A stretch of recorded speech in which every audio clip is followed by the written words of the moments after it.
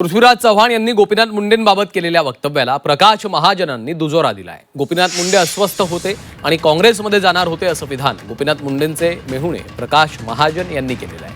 मुंडेंचा काँग्रेसमधला पक्षप्रवेश रोखण्यात पृथ्वीराज चव्हाण यांचा हात होता असा दावा देखील महाजन यांनी केला आहे.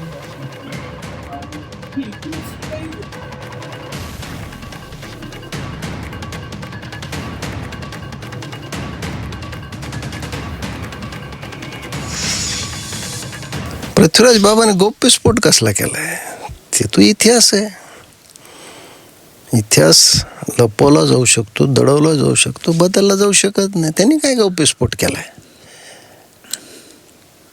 त्याचं कशाला ते श्रेय घेतात? काही काही त्यांनी इतक्या वर्षानंतर मी सांगितलं असं काही नाही. सगळ्याला त्यावेळेस प्रसार माध्यमाला माहीत होतं, सगळ्याला माहीत होतं. प्रचंड अस्वस्थता पक्षात गोपीनाथरावची झालेली अवहेलना त्याच्यात ती परिणिती होते, जी घटना घडून गेली. अस्वस्थ होतेच ठरलंच होतं जवळपास. मग माशी कुठे शिंकली? माशी शिंकली. काँग्रेसमधलेच त्यांचे मित्र असलेल्या लोकांना तो प्रवेश नको होता. काँग्रेसच्या बाहेर असलेल्या काही लोकांना तो नको होता. कारण काँग्रेस जी आज ज्या स्थितीला महाराष्ट्रात आली ती आली नसती ना. पृथ्वीराज चव्हाणला गोपीनाथराव म्हणले तुम्ही माझा राजकीय खून केला, आणि ते खुनाचे धब्बे पृथ्वीराज पवारच्या कपड्यावर आहेत ना.